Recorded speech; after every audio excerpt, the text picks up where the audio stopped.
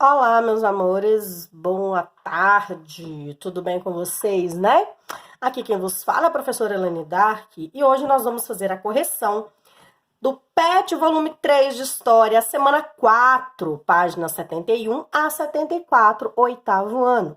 Quem quiser acompanhar no livro, eu indico o capítulo 7, As Independências da América Latina, porque o nosso tema são os líderes do movimento de independência na América Espanhola, tá bom?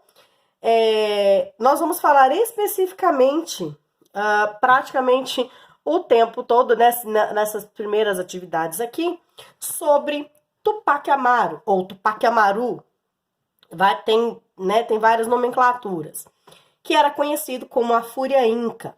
Esse texto ele pertence a Alejandro Meigons. É um texto bem pequeno, eu vou ler ele para vocês, tá bom? E depois nós vamos começar a falar um pouquinho de quem foi o Tupac Amaru. E vamos falar também da companheira dele, que foi extremamente importante. E vamos falar de dois grandes homens que já falamos no PET na semana 2, que foram dois grandes líderes de vários países na tentativa, né, na guerra de independência contra a Espanha, que é o Simão Bolívar e o José de San Martín, ou José de San Martín, tá? O mundo amanheceu ao contrário naquele dia em Tinta, um pequeno povoado no sul do vice-reino do Peru. Acostumada a ser explorada e maltratada pelas tropas do manda-chuva local, o espanhol Antônio Arriaga, a população mal conseguia acreditar que era ele quem dava seus últimos suspiros. Pendurado pelo pescoço na ponta de uma corda, em plena praça central do vilarejo.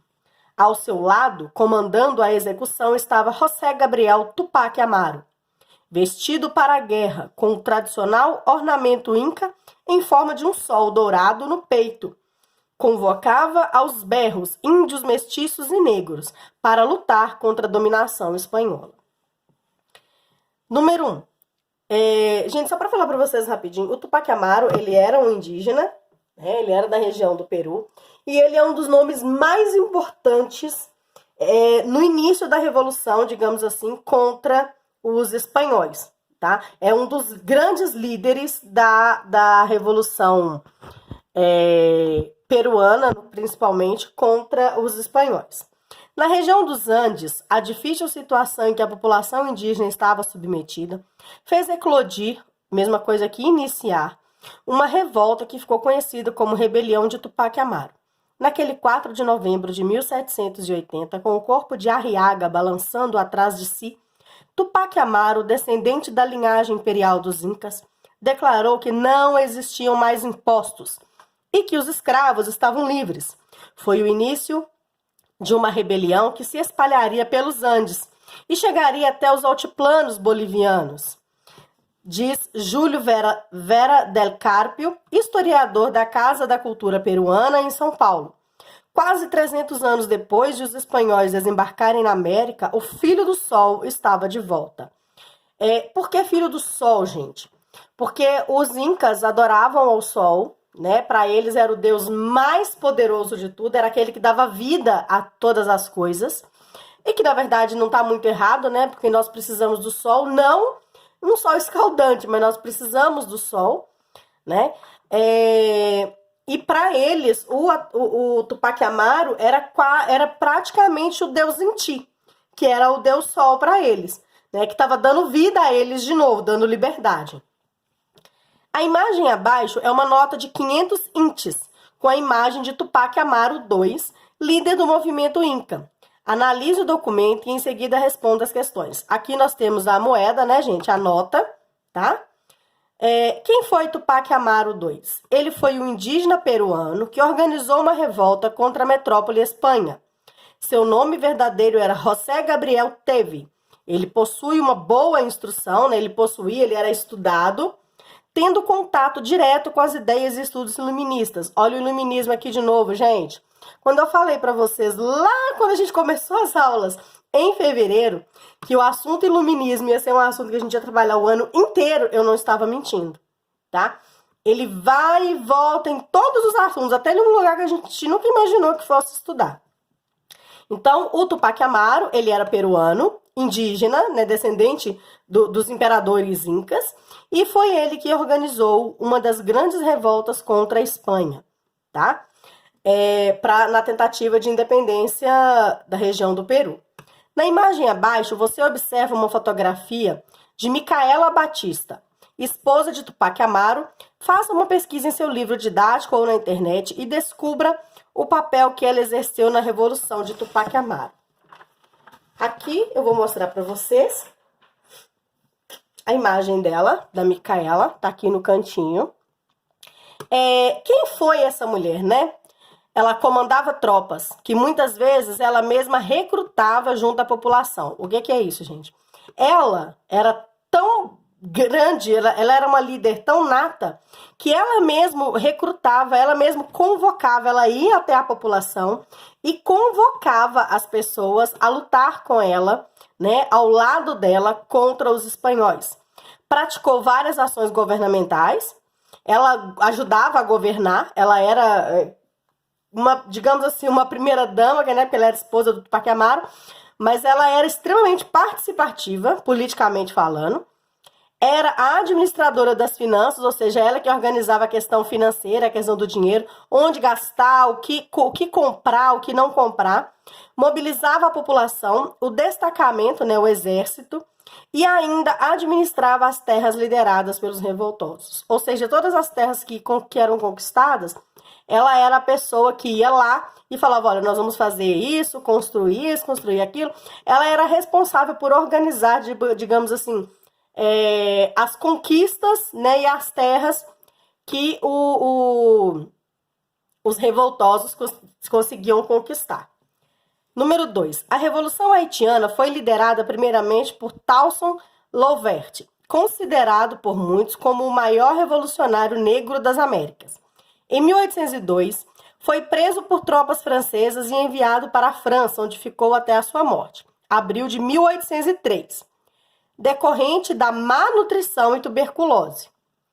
A partir desse momento, a liderança da Revolução Haitiana ficou a cargo de Jean-Jacques Dessalines, que reiniciou a luta contra os franceses, derrotando-os de maneira definitiva em 1803. Em 1º de janeiro de 1804, foi declarada a independência da ilha de São Domingos. A esse respeito, respondo às questões abaixo. Gente, temos um texto muito bacana sobre a Revolução Haitiana no capítulo 7. Eu recomendo que vocês leiam, ok? Qual a principal característica da luta pela independência do Haiti? Na verdade, são duas características básicas. Faltou um i aqui. Primeiro, era uma rebelião feita por escravos e libertos, tá? Ou seja, tinham tanto escravos que já tinham sido libertados ou comprado carta de alforria, né, mas eram livres, quanto pessoas que ainda eram escravos. E segundo, foi a primeira república negra do mundo, tá? Nós sabemos que o berço da civilização está na África, o continente mais negro que todos praticamente, né? Mas a primeira república, o primeiro país republicano foi aqui foi no Haiti, né? E o que essa palavra república quer dizer, gente? Quer dizer coisa pública, né? Quer dizer que pertence ao povo, pertence à população como um todo. Então, isso é muito importante, você ser o primeiro país negro a reconhecer o valor e o poder que o povo tem. A qual grupo social pertenciam os líderes da Revolução? Eu falei lá em cima, escravos e ex-escravos. Como eles estão vestidos?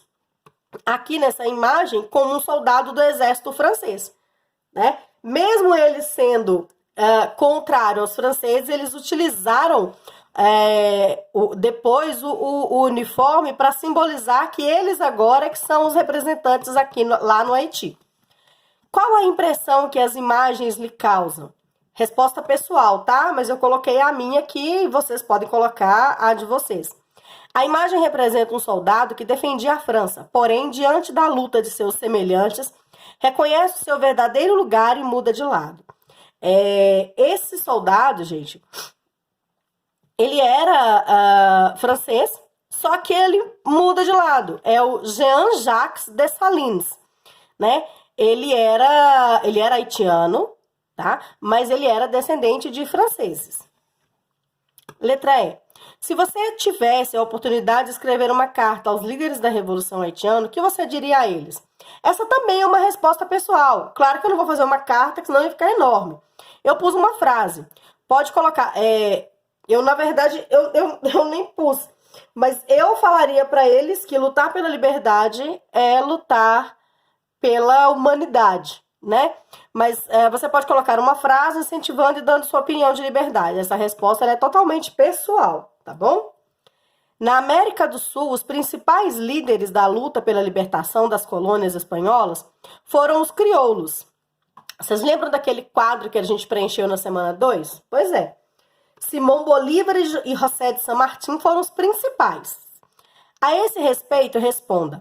Consultando o seu livro didático ou a internet, registre as principais informações biográficas sobre Simão Bolívar e José de San Martín. Gente, tem no capítulo 7 2 textos, um sobre cada um, tá bom? Eu só não me lembro as páginas aqui agora, mas eu posto para vocês no grupo. Simão Bolívar foi político, líder militar, revolucionário venezuelano, contribuiu para o processo de independência de diversos países da América do Sul, Bolívia, Colômbia, Equador, Peru e Venezuela. Seu principal objetivo era criar... saiu errado aqui, gente. Criar um grande país e acreditava na emancipação latino-americana. O que é essa emancipação, gente? É fazer com que a América Latina, a América tinha sido dominada pelos espanhóis, se tornasse uma só, que é o bolivarismo, que nós também já falamos. Era um grande defensor da abolição da escravatura, e ele é considerado um dos maiores heróis da América Latina e o maior libertador da América do Sul. José de San Martín era um general, governador e patriota argentino, estadista e herói nacional. Ajudou a liderar as revoluções contra o domínio espanhol na Argentina e em vários outros países também. Na Argentina em 1812, no Chile em 1818 e Peru em 1821. Ele é reverenciado na Argentina, onde ele é considerado um dos pais fundadores da nação. Então, gente, são dois homens extremamente importantes para a história da América Latina, tá?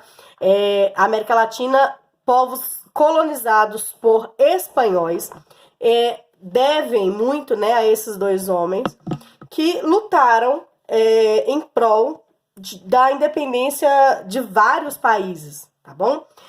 Ficamos por aqui, que essa semana vocês possam corrigir as atividades de vocês, continuar a terminar as atividades que vocês ainda não terminaram, enviar para os seus professores da maneira correta, tá bom? Eu espero todos vocês no grupo ou no aplicativo Conexão Escola.